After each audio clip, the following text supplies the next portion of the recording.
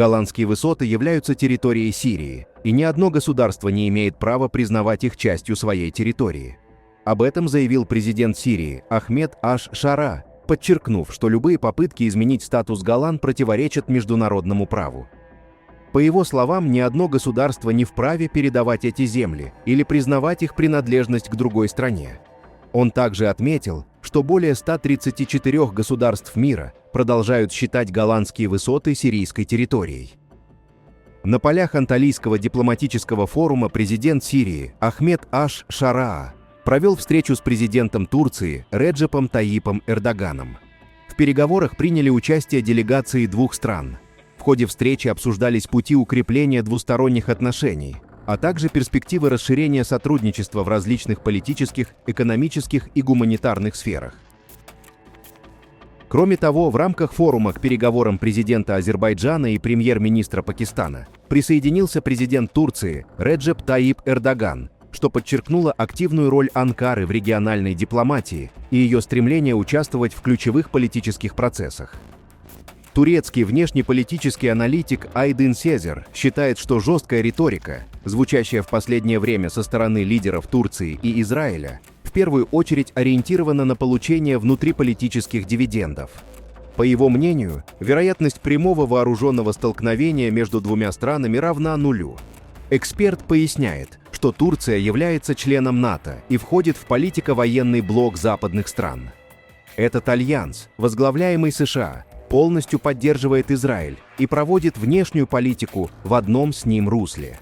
В таких условиях любой вооруженный конфликт между Турцией и Израилем в рамках НАТО с технической точки зрения невозможен. Посол США в Турции Томас Барак также выразил мнение, что нынешняя напряженная риторика между Анкарой и Иерусалимом со временем сойдет на нет. Он подчеркнул стратегическую значимость Турции для региона, отметив, что Турция не та страна, с которой стоит связываться, и что эмоциональные заявления не отражают реального положения дел. Комментируя ситуацию вокруг закупки российских систем ПВО С-400, Томас Барак напомнил, что Турция приобрела эту систему после попытки государственного переворота. По его словам, до сих пор продолжаются споры о том, была ли Турция лишена возможности купить американские комплексы Patriot, или же сама не могла их приобрести. В итоге Анкара сделала выбор в пользу С-400. Он также отметил, что в тот период Турция являлась вторым по величине союзником НАТО и играла ключевую роль в защите Европы. Турция стремилась участвовать в программе истребителей F-35 и фактически была партнером по производству отдельных компонентов самолета.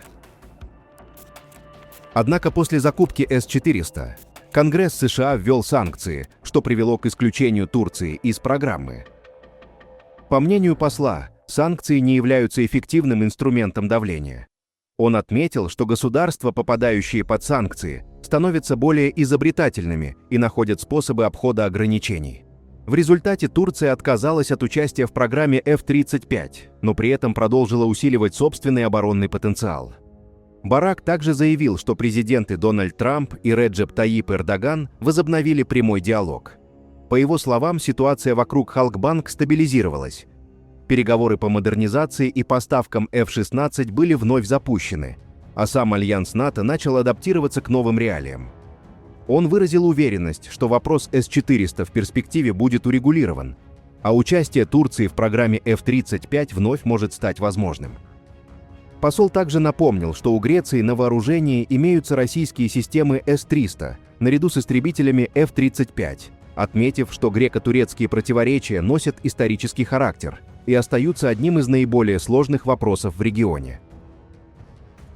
Говоря об отношениях Турции и Израиля, Барак отметил, что союз между этими странами возможен так же, как и сотрудничество Израиля с Абу-Даби или Саудовской Аравией. По его мнению, такие альянсы формируются исходя из интересов региональной безопасности и экономического развития. Он вновь подчеркнул, что текущая жесткая риторика носит временный характер и в будущем ослабнет. В то же время в России заявления турецкого руководства воспринимаются с заметным скепсисом. Российский политолог Орешев заявил, что прежде чем угрожать Израилю, Анкаре следовало бы выполнить ранее данные обещания. Комментируя заявление Эрдогана о возможности военного вмешательства по примеру Ливии и Карабаха, Эксперт выразил сомнение в том, что Турция перейдет от резких слов к реальным действиям. По его мнению, для начала стоило бы оценить, как Турция реализовывала гуманитарные миссии, о которых заявляла ранее, в том числе в секторе Газа, и к каким практическим результатам это привело.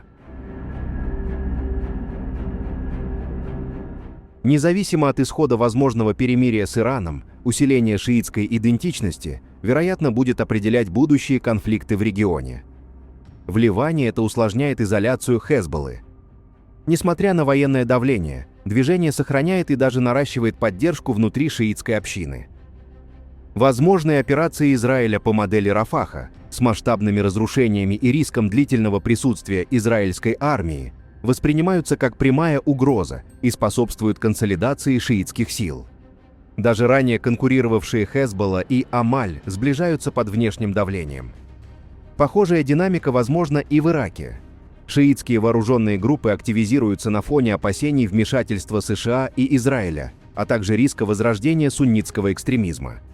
Это усиливает давление на Вашингтон с требованием сократить военное присутствие и одновременно обостряет внутренние противоречия между шиитами, суннитами и курдами. В более широком плане война способна переформатировать ось сопротивления снизу. Ее основой становятся не столько сигналы из Тегерана, сколько локальные страхи, угроза оккупации, утрата влияния и чувство небезопасности. Парадоксально, но попытка ослабить Иран может привести к обратному эффекту, укрепив социальную базу сил сопротивления. Новая конфигурация будет менее централизованной, но более устойчивой.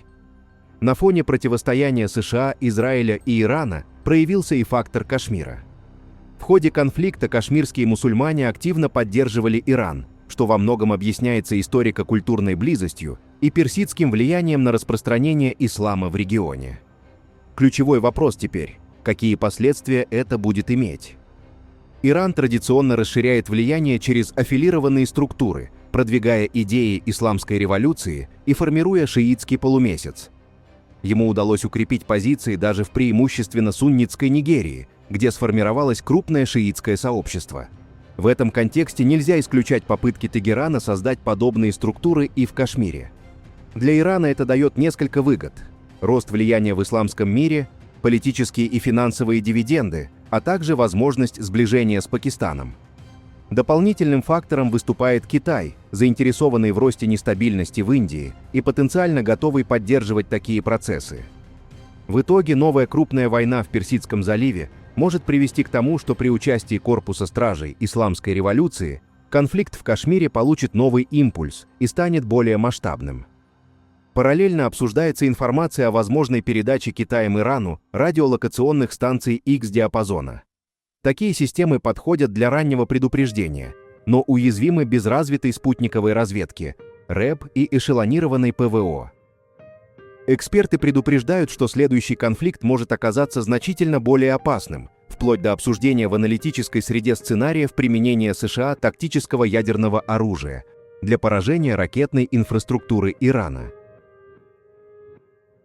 Пишите свое мнение в комментариях и подписывайтесь на наш канал.